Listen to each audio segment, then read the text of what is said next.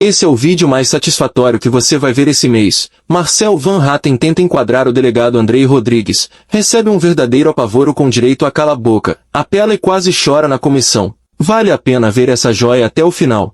O senhor disse que nada é feito fora da lei e que se é feito o senhor gostaria de investigar. Pois é, quando veio o ministro Ricardo Lewandowski, o senhor estava ao seu lado. E eu falei para o ministro Ricardo Lewandowski que dentro da Polícia Federal, o seu chefe de gabinete, Luiz Eduardo Navajas Teles Pereira, ele fez uma notícia-crime dentro da Polícia Federal, ilegal e inconstitucional contra mim por um discurso que eu proferi na tribuna. E naquele dia eu pedi providência ao ministro, o senhor estava ao lado do ministro. Eu disse, inclusive, que se eu estivesse cometendo crime contra a honra, que me prendesse naquele momento, depois o senhor deu uma explicação que não era crime inafiançável, a gente sabe que isso não vale nada desse artigo 53, tá valendo mais. Então quer dizer, isso infelizmente, no Brasil de hoje, uma desculpa que não cola. Agora, passando além dessa minha questão mais pessoal, que aí cabe ao advogado, cabe à minha defesa, infelizmente num país em regime de exceção, a gente precisa arcar com essas injustiças e perseguições. Eu quero saber o que foi feito, tanto com Luiz Eduardo Navajas Teles Pereira, que foi quem fez essa notícia-crime contra mim, como também o que foi feito contra Fábio Alvarez Chori, onde ele está. Sob a sua gestão, há pessoas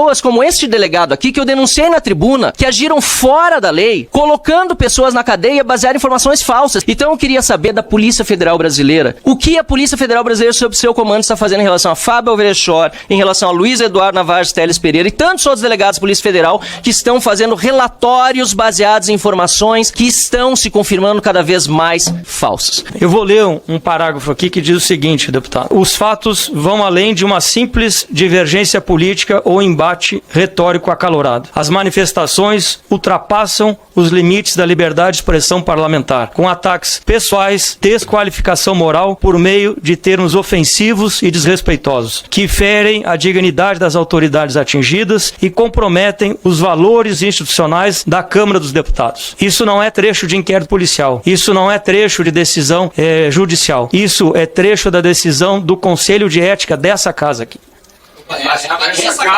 Dessa casa aqui. É dessa casa aqui. É essa casa que julga isso na Polícia Federal. O senhor vai permitir eu falar, deputado? Fique à vontade, mas estou esclarecendo. Se o senhor silenciar, eu falo. Então silencie que eu falo, deputado, por favor. E respeite. Estou esclarecendo, então, respeite o que acontece é que essa casa já disse que há limites para isso. E quem define se é crime ou não é crime, não é Vossa Excelência, não sou eu, é o Poder Judiciário. E eu tenho o dever funcional, e esse é o sistema de justiça. Não é na marra, não é no grito. Se decide no sistema de justiça criminal, com parecer do Ministério Público, controle externo da polícia, com decisão da autoridade de competência, que é o juiz. É assim que funciona no Estado Democrático de Direito. E é assim que a Polícia Federal vai proceder sempre. O senhor fala que eu violei sigilo, pois represente, parlamentar. Represente, por favor.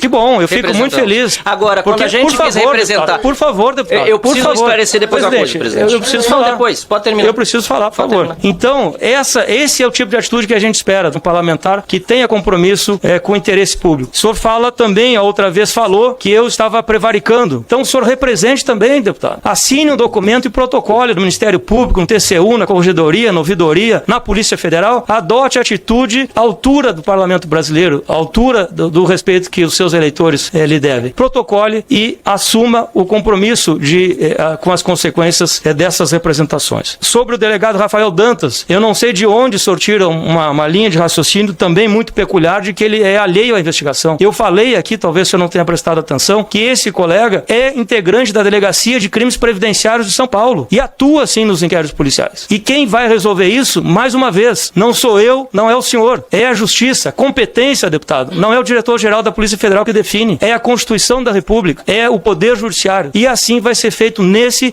e nos 50 mil inquéritos que a Polícia Federal tem. Não vou ser eu, nem o senhor no grito que vamos definir o que está certo e o que está errado. É o sistema de justiça criminal que vai definir quem é o juízo competente, como é que funciona o sistema.